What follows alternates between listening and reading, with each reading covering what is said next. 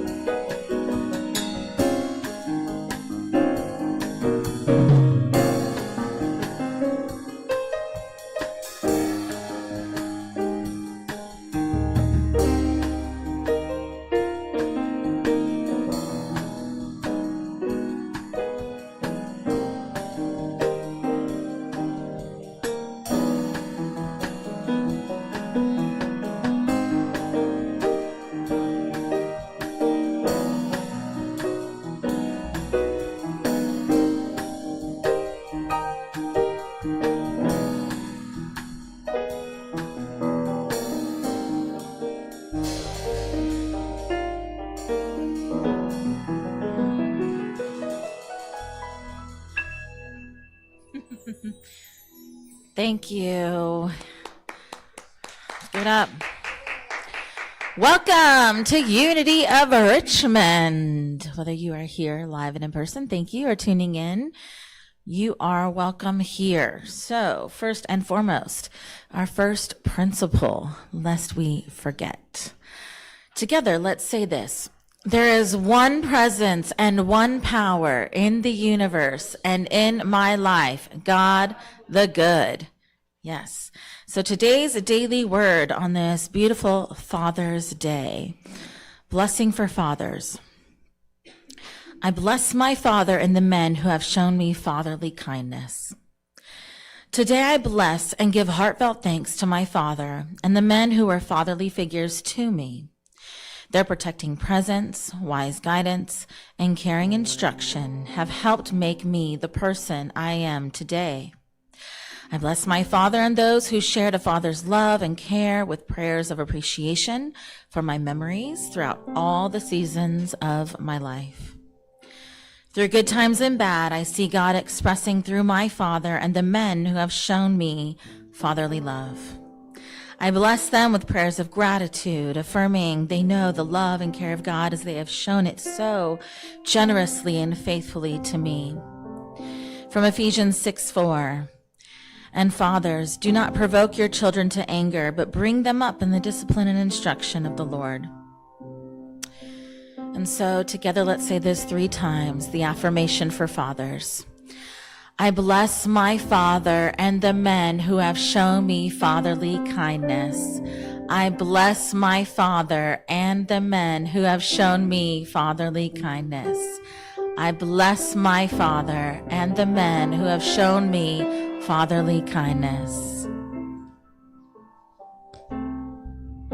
Good morning. Let's all stand and sing this together. Giving thanks.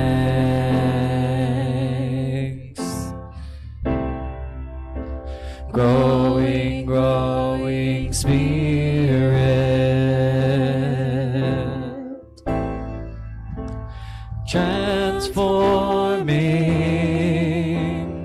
Transforming life.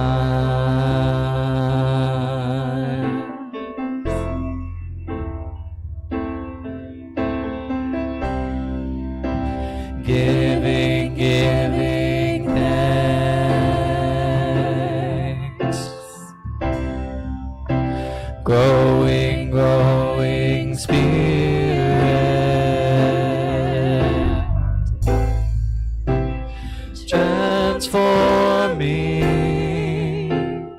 Transforming life.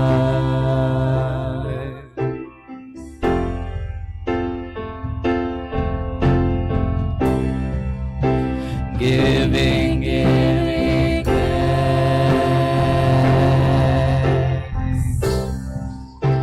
Growing spirit.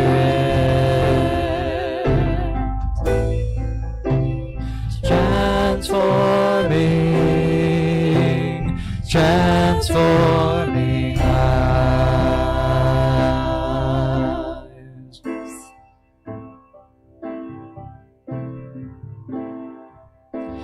Giving thanks.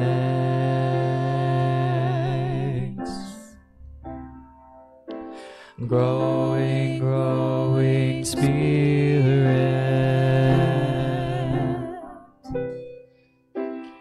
Transforming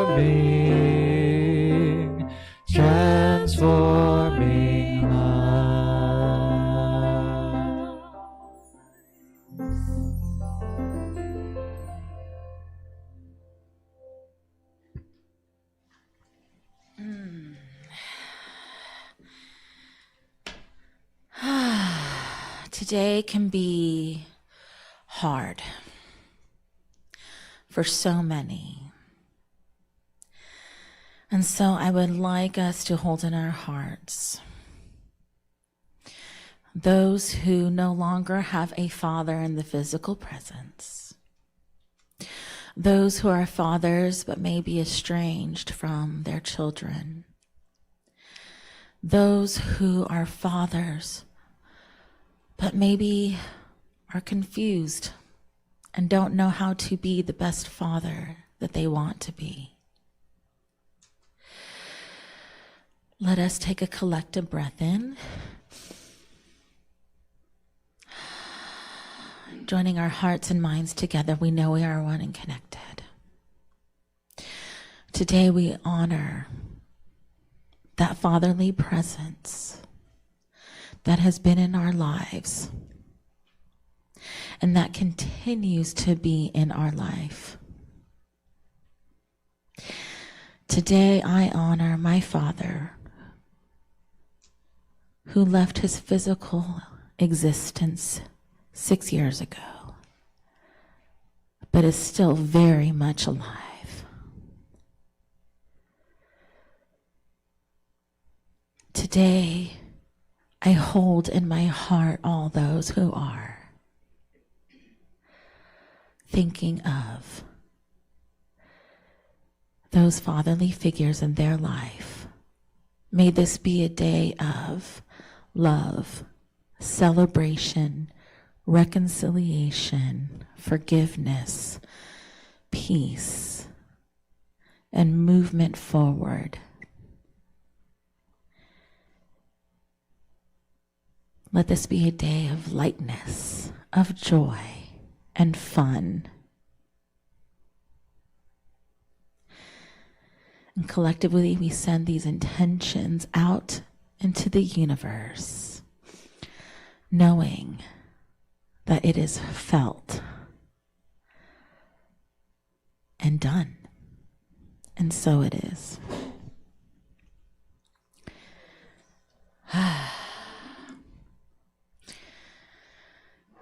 We'd like to say the Metro Richmond prayer together. So together, let's say, we pray for the churches and religious institutions of metropolitan Richmond, for seminaries, Bible colleges, and schools training persons for vocations and ministry, for the students, faculty, and staff of these institutions. All right, and as always, we have lots of wonderful opportunities to connect and be in community with one another. First of all, chant night. Chanting. The summer equinox is coming up.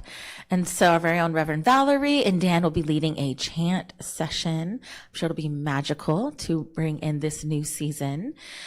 So that will be Thursday, June 22nd at 7 o'clock. You can also, it looks like, live stream it. Karaoke night with Armond. So they're having lots of fun just being in music. Music is always so freeing and it's light and it's fun. Come get your karaoke on, no talent needed.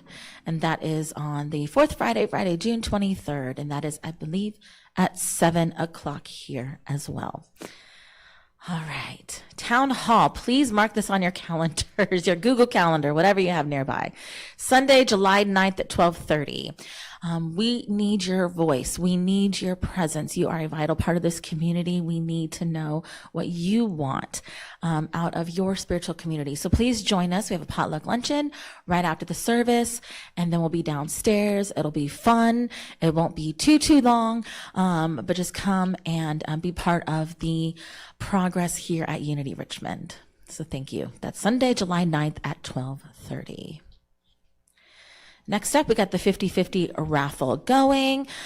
So you could win half the fundraiser. So basically, you put in $10. If you win, you get $5 back. But it's the collective of how much has already been put in the pot. So that's a really fun way to raise money for the church and yourself. So please participate. You can see Miss Carol appear outside, and she will get you going.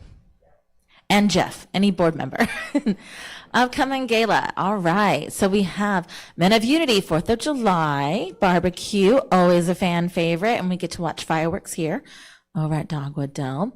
And Carol Appier and Miss Susan Moncure are hosting a gala at the Lake. I'm sure it'll be delightful and so beautiful.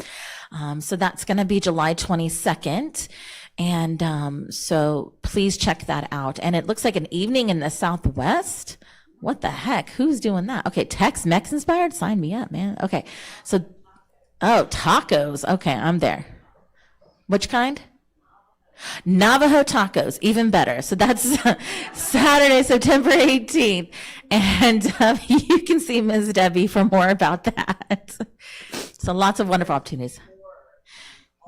And okay, so 2 more coming to be determined on the details. Yes. So if you're new, this is our annual summer fundraiser, emphasis on fun for the church. All right, next up is, are we out of opportunities already? What's going on here? Okay. What is Juneteenth? Oh, man. Juneteenth. I would like to now invite Miss Edie up to discuss this video that we have.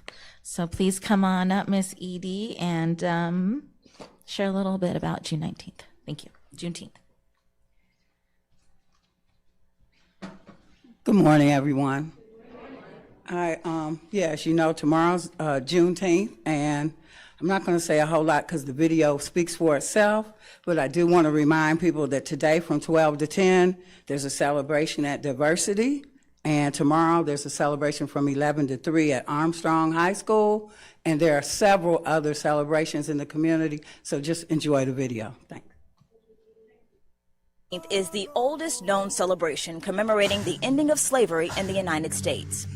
President Abraham Lincoln signed the Emancipation Proclamation, freeing enslaved Africans in the United States in 1862, and the 13th Amendment passed Congress, officially abolishing the institution of slavery in 1863. But it would take years for word to spread. On June 19, 1865, Union soldiers led by Major General Gordon Granger landed at Galveston, Texas, with the news that the Civil War was over and the roughly 250,000 enslaved people there were now free. The orders read, "The people of Texas are informed that in accordance with the proclamation from the Executive of the United States, all slaves are free. This involves an absolute equality of personal rights and rights of property between former masters and slaves, and the connection heretofore existing between them becomes that between employer and hired labor. The freedmen are advised to remain quietly at their present homes and work for wages. They are informed that they will not be allowed to collect at military posts and that they will not be supported in idleness either there or elsewhere." You might be wondering why it took so long to spread the word. General Robert E. Lee surrendered in April 1865, but Union troops didn't arrive until June. The Emancipation Proclamation only freed enslaved Africans in the Confederate States liberated by Union troops, and that didn't include Texas. Though slaves were lawfully freed, they were far from free. Many were even punished for trying to take advantage of their new rights. One former slave recalled seeing people shot and hanged after trying to escape to freedom, and another shared an account of being asked to work another 6 years and being whipped just like she was before. Even though the newly freed in Texas didn't receive the full benefits of freedom, they turned the day into a celebration. June 19th was coined Juneteenth, a blending of the words June and 19th. Every year, Juneteenth became a chance for people to get together with family members, measure progress against freedom, and teach rising generations the importance of self-improvement. They would read the Emancipation Proclamation, hear sermons, share meals, and play games. And many of those same traditions carry on today in Juneteenth celebrations across the country. Texas became the first state to make Juneteenth an official holiday in 1980. Since then, 46 other states and the District of Columbia have recognized Juneteenth as a state holiday or holiday observance. Although not a federal holiday, many global companies like Twitter, Square, Nike, and Lyft have made the day a company holiday in the wake of protests to end systemic racism sparked by the death of George Floyd in Minneapolis, Minnesota. Today, more than 150 years after celebrations began, June 19th is about remembering the past and moving toward a future that involves an absolute equality of personal rights and rights of property between former masters and slaves. Juneteenth, a celebration of freedom and the fight for its fulfillment.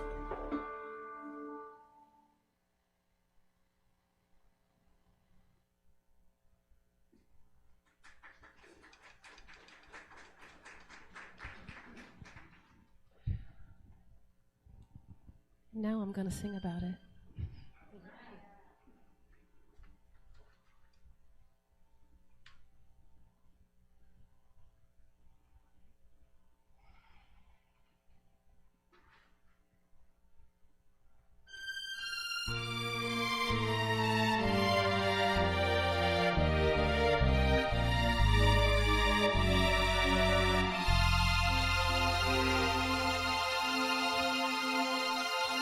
I was born by the river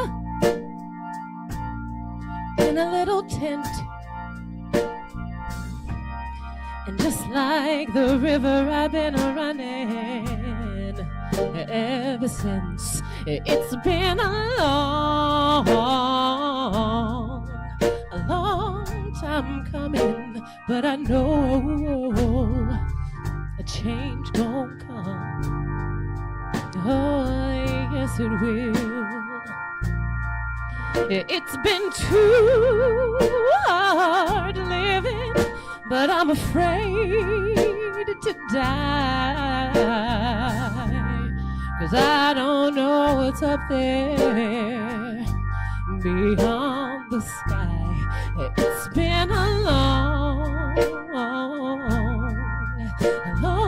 time coming, but I know a change gon' come. Oh, yes it will.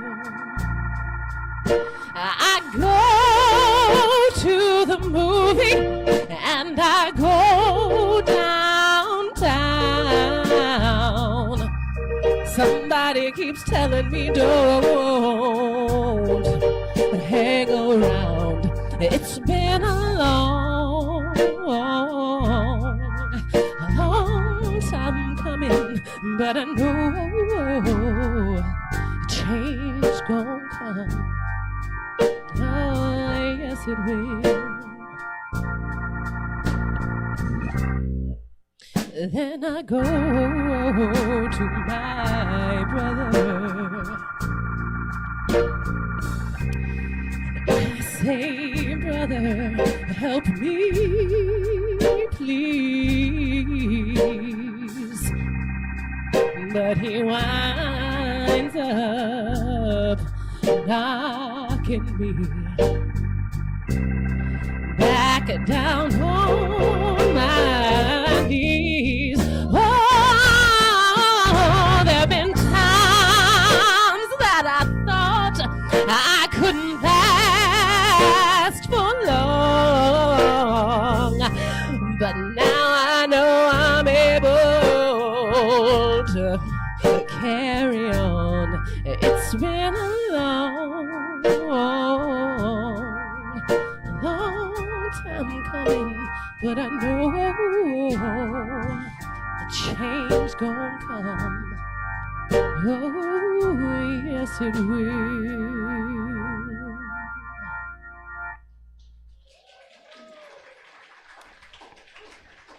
Thank you, loves. Thank you. Thanks, guys. Thank you.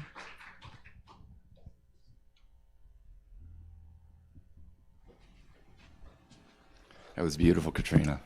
Thank you. And happy Father's Day to everyone out there today. Can you hear me okay? Okay, great.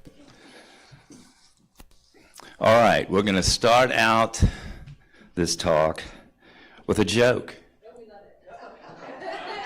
You like jokes? No, not yet. When does a joke become a dad joke? Come on. Come on. When it becomes apparent. You like that?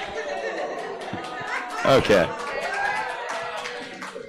Well, if I'd have known it was going to go over that well, I would have had another. But anyway, I did. But okay. All right. I just thought we would start out with some fun Father's Day facts. Father's Day did originate in America. It actually, the concept originated in 1910 in Washington State by a woman by the name of Sonora Smart Dodd. And she wanted to honor her father, who raised 6 children single-handedly after their mother died in childbirth. So the first Father's Day was honoring a single parent. So let's hear it for the single parents. Most countries do celebrate Father's Day on the 3rd Sunday of June. It took a pretty long time for Father's Day to become a national holiday. Actually, in 1966, President Lyndon Johnson proclaimed that the 3rd Sunday in June would be officially known as Father's Day. And in 1972, all the way till 1972, President Nixon finally made it a national holiday. A couple of other tidbits. In the seahorse world, it's the male that gets to carry the eggs and birth the babies. How about that? And there's an Indian man, his name is Ramjat Raghov. He became the oldest dad in 2012 when he fathered his second child at 96 years old. Wow, yeah. And finally, there have been 2 sets of father-son presidents in the USA. Can anybody tell me? Adams and Adams and Bush and Bush. That was easy, wasn't it? Oh, well, okay.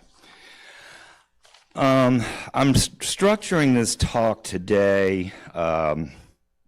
Basically, I like to tell my story, my somewhat difficult story of growing up with my father, but realizing there's a lot of lessons that I did learn from him. Some of the lessons had to come the hard way. And then I've also asked a couple of my friends, Jonathan Neely back here, to come up and share some of his perspectives and his remembrances of his father. And also, if we have enough time, Vicky Cantalmo has agreed to come up and share. So, let's go ahead with start with my story. I had a very conflictual relationship with my dad, starting out when I was very young. He had issues with alcohol, mood swings, anger, frustration, which very often turned into rage.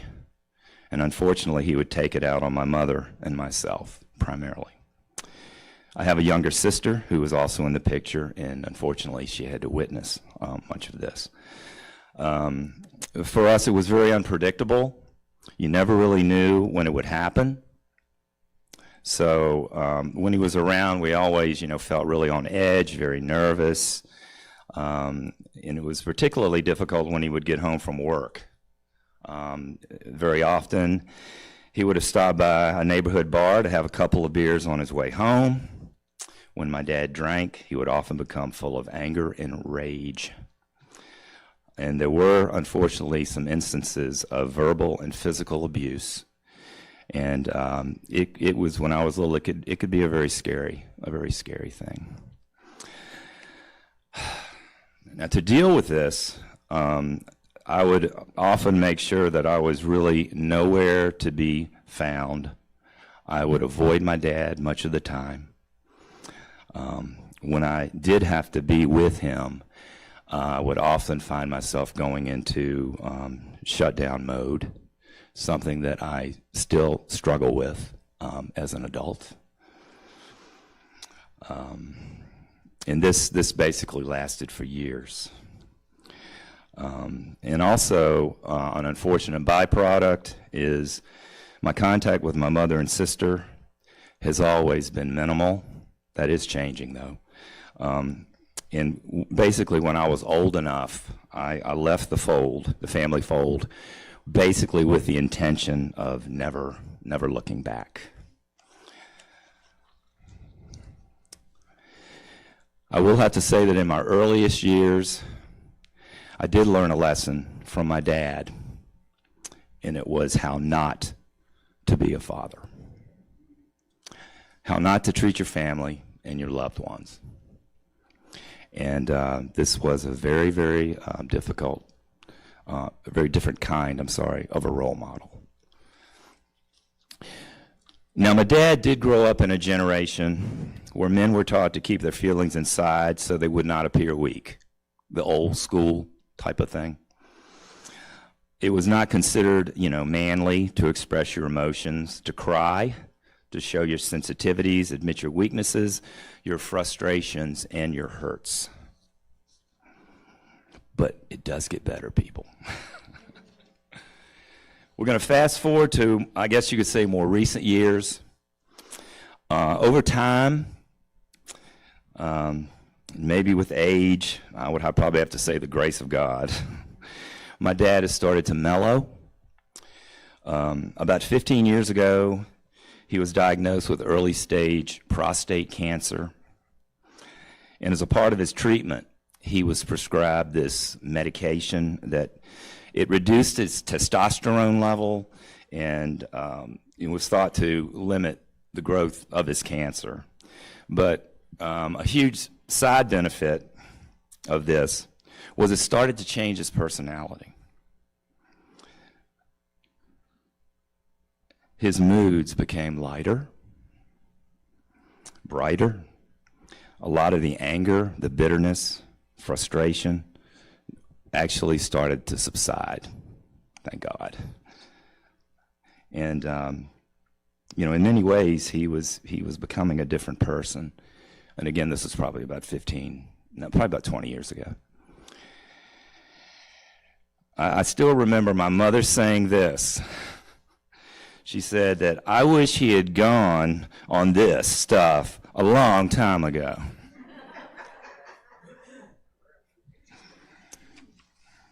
So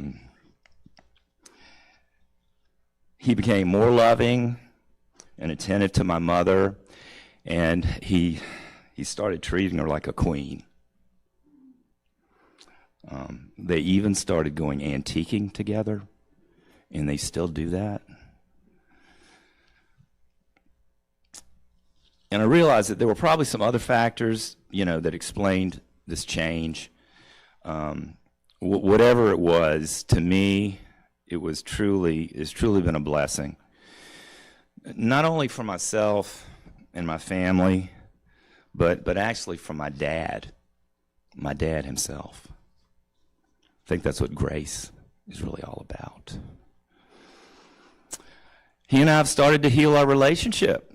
Well, we now spend more time together, and starting to share with each other things that are close to our hearts. He started to share some of his earliest experiences with me that have also had a strong influence on him, both positive and negative. And most recently, we've started working on our family tree together. Having a lot of fun with that so far. And I would have to say that one of the biggest things that my dad has taught me is that people can change. That you can change into the person that you were always meant to be. A more wiser you, a more gentle, grateful, and loving you. What a wonderful lesson. He's also taught me the value of forgiveness, and this has been a real toughie. But I now realize that these things my dad may have done don't really define who he really is. He has had issues and challenges just like the rest of us have. He is a human being, just like the rest of us. And he is a child of God.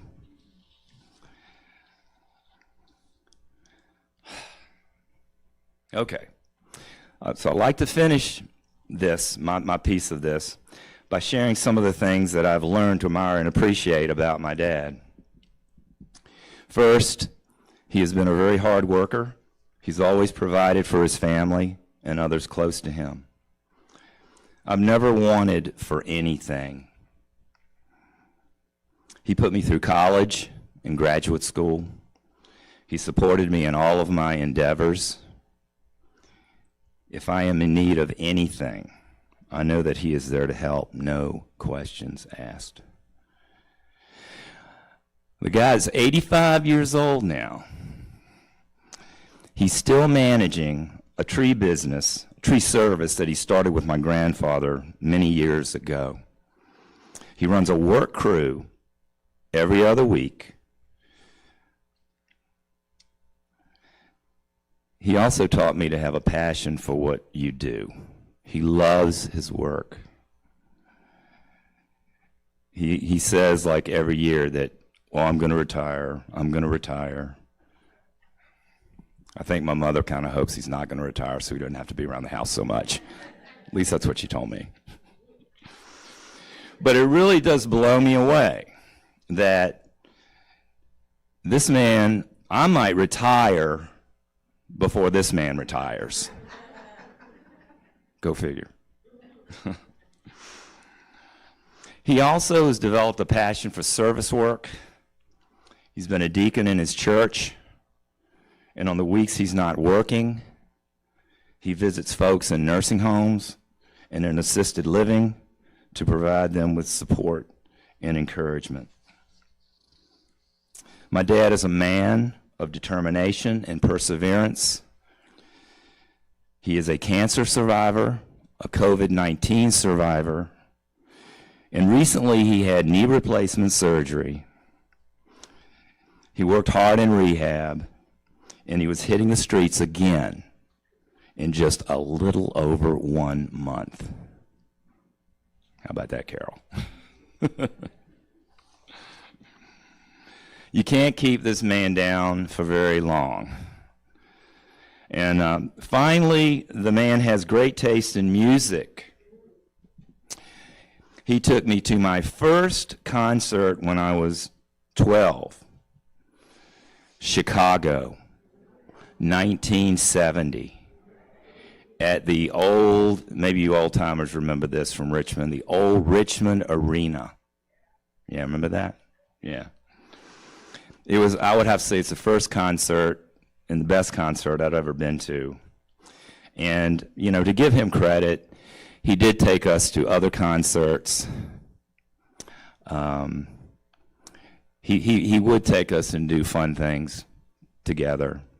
We would go bowling, we would go on rides, we would go to the beach, to the mountains. So I just want to acknowledge that.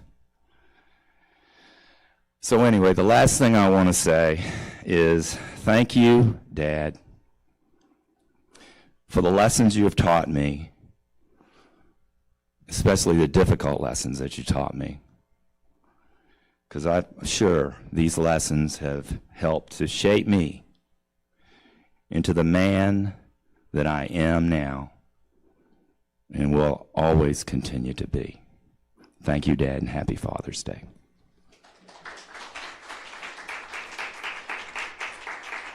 Thank you. So now, no, we got Jonathan coming up now. We're not ready for the meditation yet. Who's going to share some things with you.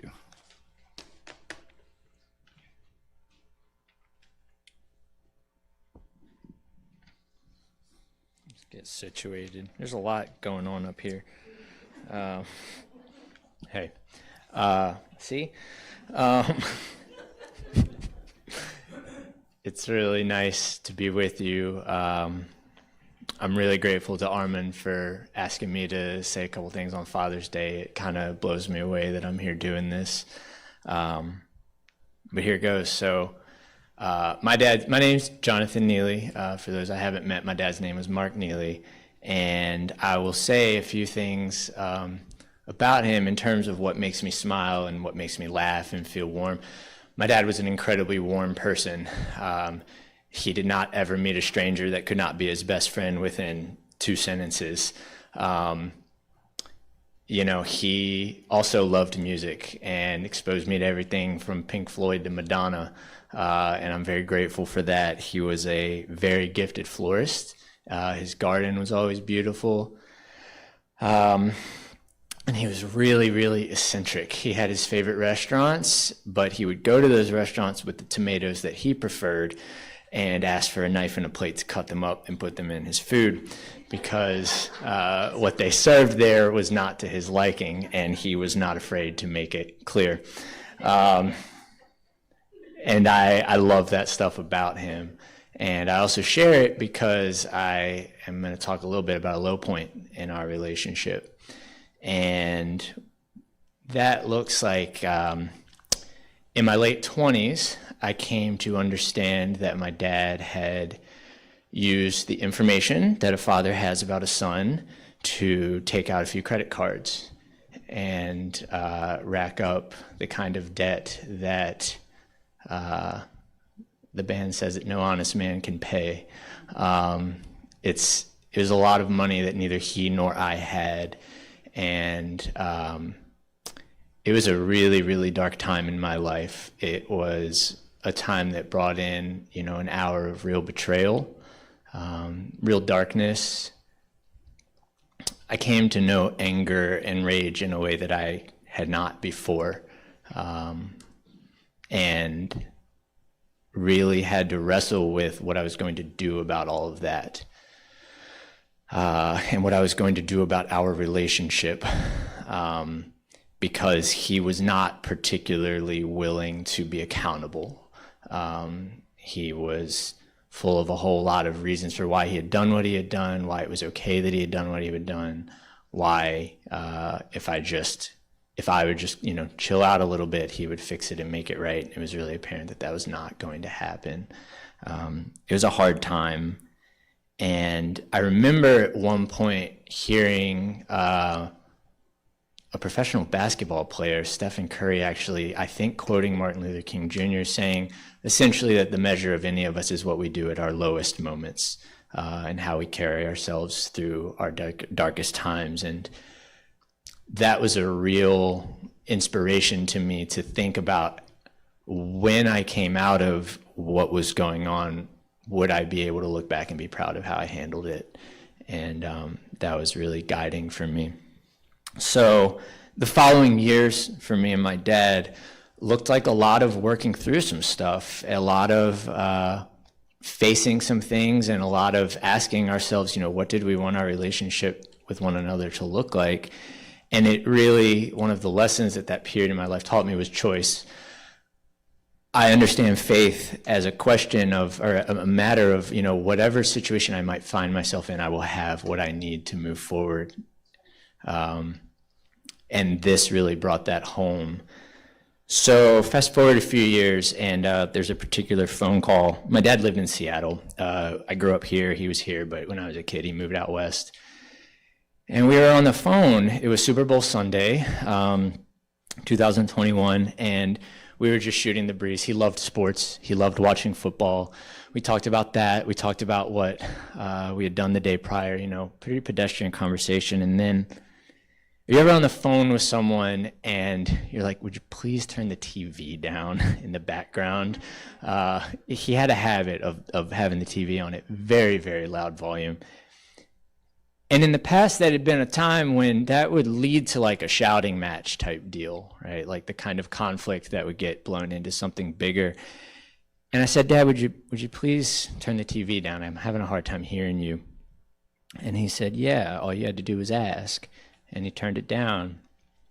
And I stopped and I said, Dad, I'm really proud of how far we've come. And he said, good, you should be. No, but he meant it. He meant it like, I see that too. And I said, I hope you are. And he said, I am. He said, I am. And the next day, in the afternoon, I got a call from the emergency room at the University of Washington. Yeah. And we knew his death was coming. His health was in a real rough spot. We didn't know it was going to happen that day. And I really will always believe that phone call was part of what allowed him to let go. So, I don't know how I'm doing on time. All right, thank you, Katrina. You should sing more Sam Cooke songs, by the way. That was something. You know, the story doesn't end there. So both before and after my dad's death, you know, the credit card thing set off something bigger, right? Set off thoughts about boundaries, set off thoughts about trauma, set off thoughts about yelling and screaming to address conflict, set off thoughts about the word abuse, which is one that we really don't want to touch. And after my dad died, the UW out there has some really, really wonderful like chaplains and hospice care folks. And they offered some grief counseling to my siblings and me, and I took them up on that. And a woman who I still consider a friend and a colleague at this point, she said, you know, what I tell people is that death ends a life, but not a relationship. And that's been a real big one that I think my dad and I are still learning together. One of the biggest things is like seeing the ways in which he came at his own life honestly, right? He was mistreated. He wanted love, acceptance, peace, and it might have been misguided, but he was searching for that just like any of us. And his parents were the same way, I'm sure, and their parents and so on. And my wife, Catherine, is reading the book that so many people are reading right now, and she read a passage to me last night about forgiveness and said that I think it was, you know, it's helpful to ask yourself, am I ready to let go of this feeling? When might I be ready to let go of this? And what might it take to let go of this? And that's a way of looking at forgiveness. And I've found that that insight and the compassion and understanding that can come from looking at the roots of my father's behavior, looking at where that came from for him, can be awfully informative to that question of when am I, what will it take for me to be ready to let go and move into forgiveness like that. It's a big piece of the puzzle. You know, the last thing I'll say is one of my spiritual guiding lights is Thich Nhat Hanh. And in his tradition, Plum Village, we call him Thai, and that means teacher. And something that Thai says is that by healing ourselves, we're healing our ancestors. And that means an awful lot to me as Catherine and I look to start our own family, where I'm no longer, you know, the most present iteration of this lineage, right? And my understanding of what he means when he says that is that, you know, when we learn to transform our pain and walk with it differently, those ancestors that maybe it passed through them as well, they're different in this moment now. They're remembered differently, and the next generation is going to know them as different people because something changes. And I look at that as what it means to heal ourselves and heal our ancestors, and then to give the gift of a healed reality to the descendants. I can feel my dad here with us. I know that we are so much bigger than our physical bodies, and you know, on the surface, this stuff can be real hard to address or want to dive into and talk about, but deeper down, there's a soul in him and in me and in all of us that is so ready for it. And I'll end where I started. It's a blessing to be here talking about it with you all, and I wish you all a happy Father's Day, and I appreciate you, Armond, for leading this conversation and welcoming me. So, thank you.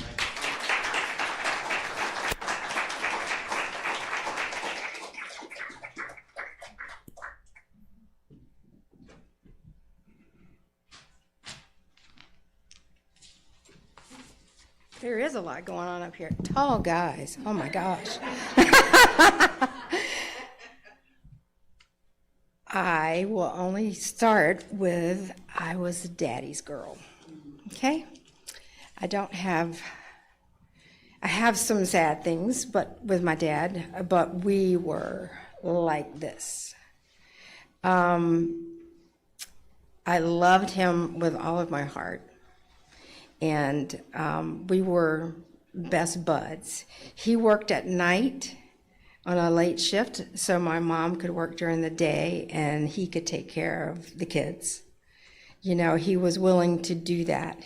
But before that, my father was a rainbow bread man when he came back from the Army. And I had a picture of that. I just think that's the coolest thing ever, having a rainbow bread truck and he's in the rainbow bread.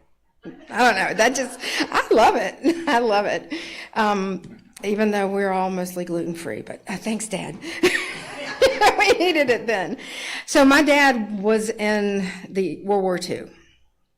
My dad was probably the kindest, most compassionate person that was let come to this earth to try to spread love.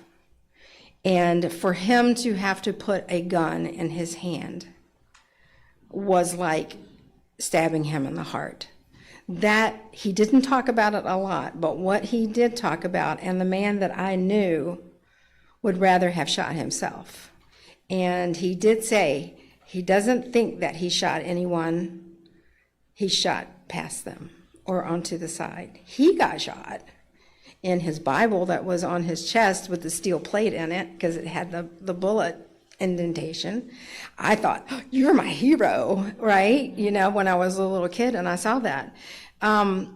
He was a family man. He was 100% dedicated to my mother from age 13. Seriously, 13, sitting on the church steps, hanging out with the kids, until they had their first son that passed away from a heart disorder. My first son also had the same heart disorder. So we had a lot in common, very close, going through my son, who could have surgery, you know, as an infant, where hers couldn't. And her first son passed away at 6 months in their arms. And they just had this, it's so hard to express this aura they had around them, I guess, that I walked through all the time in our house, that of love. My dad, by example, not by words, I watched him like a hawk. And he would have people, he worked in a mill. He took he didn't think I have to be something grand to be grand. You know, to be a servant of God is what he would call himself. And he showed love wherever he went. And with the kids that he worked with, the youngsters that he worked with at the mill, if they were in trouble or if they needed $20, which was probably worth $100 now, they would come to our house and talk to my dad, and he would talk to them about their responsibilities first. I would sit at the window and I would listen, because I was nosy. I wanted to hear what he had to say and how he said it with love and compassion to these kids. My only, and as it went on, life grew, and, you know, I grew up and I became a horrible teenager, and he dealt with that with love, definitely with love. I'm still here. It was fun. But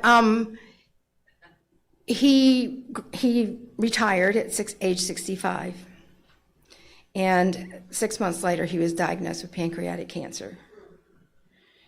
And that was when I had my children. You know, I had a 6-year-old and I had a 7-month-old. He went to get treatment. First thing they want to do is give you chemo.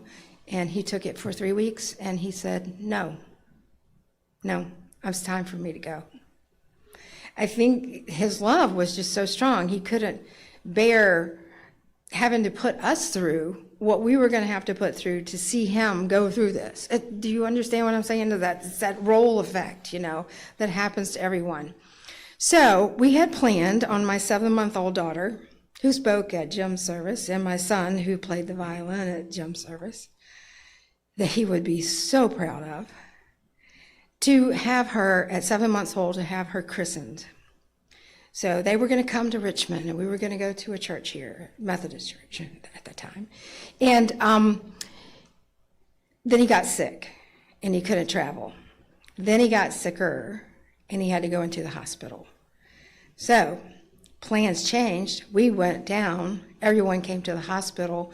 Whole hospital room full of people, and a pastor with my 7-month-old daughter and my son beside him was christened on his hospital bed 1 week before he died.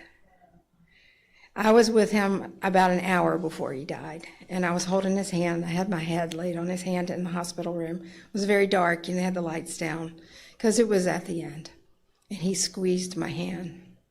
And I'll never forget that squeeze of love. And I'll never forget all the lessons that he taught me, even though I tried to do it my way. But I come back, I still to this day come back to love and compassion. Love and compassion. It's the strongest thing that we have, and he proved that to me 100%. I'm only sorry he didn't get to see my children grow up and become who they became and see his great-grandchildren. But I know he is watching me, and I know he's with me. I know his mother, who was my best grandma, is with me, and I know that they're guiding me now. And he is happy that I finally come around to understand love that he knows so well now. So I don't have a bad story about my dad. I don't.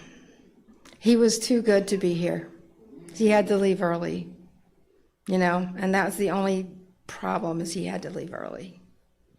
And that makes me very sad. I think about him every day. I talk to him. He's probably like, oh, leave me alone.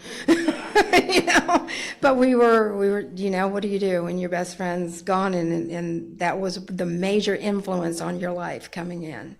And I know when I look back now as an infant coming into that family, and we're talking about fathers, my mother was right there because they were like this. And they did everything together for the family. It was like the perfect family that the two kids were like, wanted to try to be a little bit on the 70s side, and spread our wings. But they dealt with it. He was just a major Beatles fan. He had every Beatles album. He was a cool dad. We'd dance in the living room to the Beatles.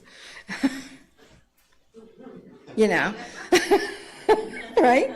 So, yeah, I miss him every day, and I look so forward to seeing him when it's my time. Yeah, so thank you very much for letting me share that good dad thing. Yes. And all the other good dads that are out there, I appreciate you.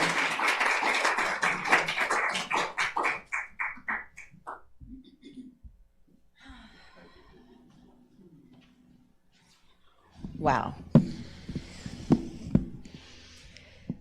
These kind of services historically can be really superficial. And I love that we went real deep today. Yes, thank you, Armond. Thank you, Jordan. Thank you, Vicki, for sharing your fathers with us. And I know each one of us here has a similar story of love, of healing, of pain, all that stuff that we experience being these spiritual beings in this human form for such a short time. And we connect with these individuals that are our biological fathers. And they do the best they can, don't they? With where they're at on their spiritual journey. With your permission, I would like us to collectively invite our ancestors here.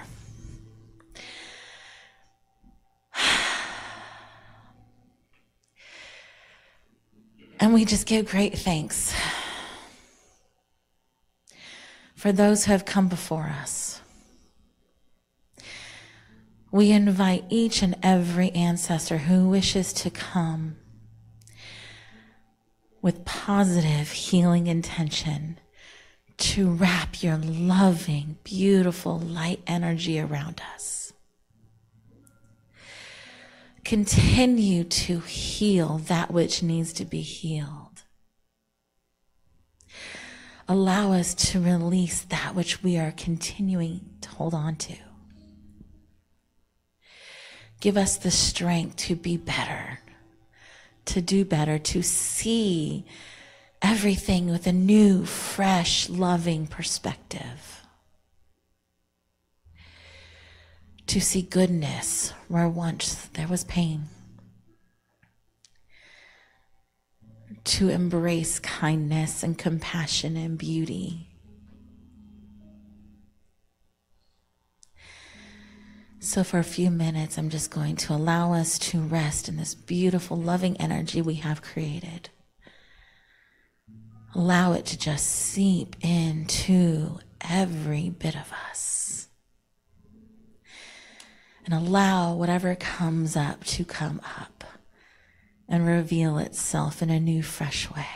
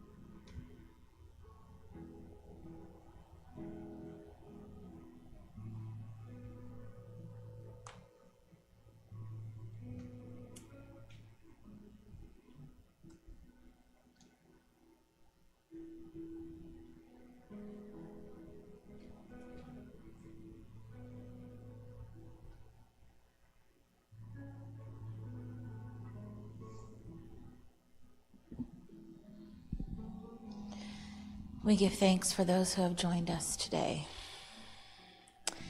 in the physical and non-physical. Yes, let's take a deep breath. Grounding ourselves back in this moment.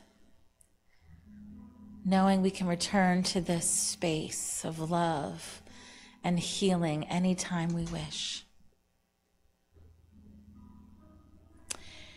Thank you, thank you, thank you. So it is.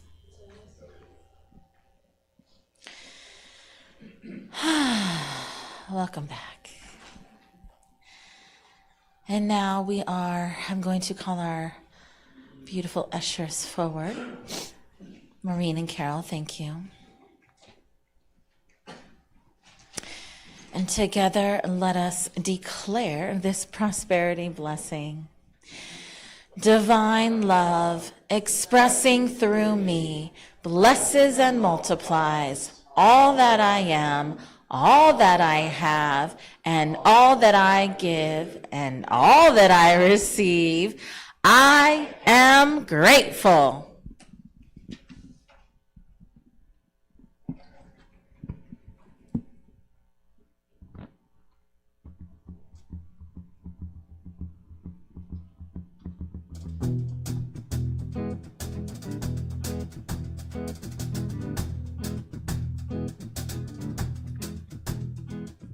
Listen, can you hear the sound of hearts beating all the world around? Down in the valley, out on the plain, everywhere around the world, heartbeats sound the same. Black or white, red or tan, it's the heart of the family of man. Whoa, beating away, whoa, beating away, whoa, we're beating away. Listen, can you hear the sound of laughter all the world around? High in the mountains, down by the sea, everywhere around the world, laughter sounds the same to me. Black or white, red or tan, it's the heart of the family of man. Whoa, beating away, whoa, laughing away, whoa, we're laughing away. Whoa.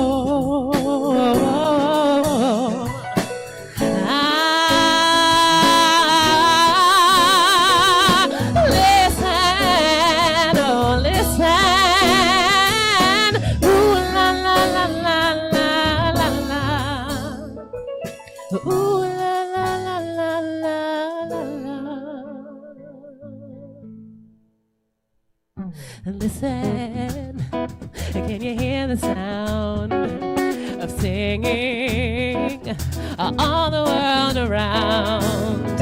Walking through a jungle or on a busy city street, everywhere around the world, singing always sounds so sweet. Black or white, red or tan, it's the heart of the family of man. Whoa, singing away, whoa, beating away, whoa, laughing away, whoa, beating away, whoa, beating away, whoa, we're beating away.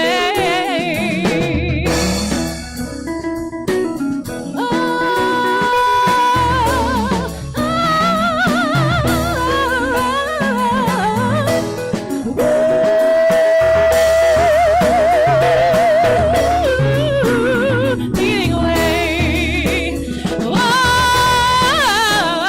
beating away, whoa, laughing away, whoa, we're singing away. Listen, can you hear the sound of hearts beating all the world around?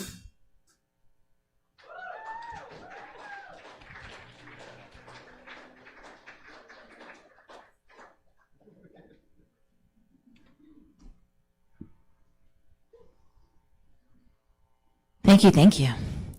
All right, together, let's give a great blessing. We give thanks for the gifts that will support our mission of creating a spiritually awakened world. Thank you so much. Where do I begin? Thank you to these fine folks to my left, always blessing us with your divinely inspired gifts. Thank you to our speakers for sharing your fathers, the love, the lessons, everything. Woo. Thank you to everyone who's here for bringing your beautiful soul and joining us. It wouldn't be the same without you. And thank you to our AV team in the back for keeping us going and on task. Okay, next up. Oh, it's my pleasure. My pleasure. Prayer chaplains, those who need a little bit of prayer assistance. Afterwards, they hold your prayer in their heart and in confidence. So any prayer chaplains who are here, ready to be of service, please line up, and they will be with you. Ms. Vicky, she's ready for you. All right. And now, the prayer of protection. So please stand up and let us be together, and feel free to share hands if you are comfortable doing so. We say, The light of God surrounds us. The love of God enfolds us. The power of God protects us. The presence of God watches over us. Wherever we are, God is, and all is well. And right before we do the peace song, I believe we have kids. We Is that have right? We want to bring the kids forward. A child. 1, 2, 3, and...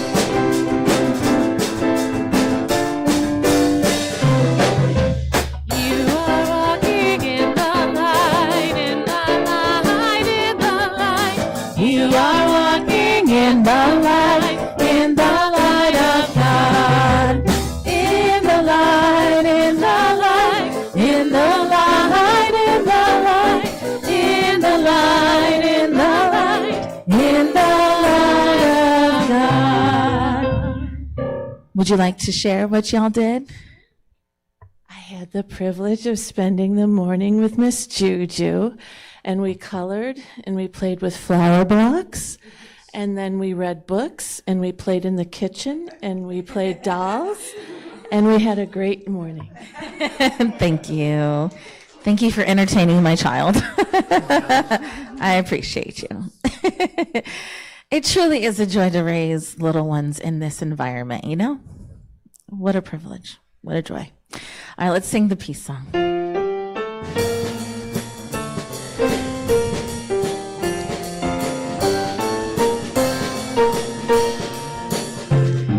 Let there be peace on earth, and let it begin with me. Let there be peace on earth, the peace that was meant to be. With God as creator, family all are we. Let us walk with each other in perfect harmony. Let peace begin with me. Let this be the moment now. With every step I take, let this be my joyous vow. To take each moment and live each moment in peace eternally. Let there be peace on earth, and let it begin with me.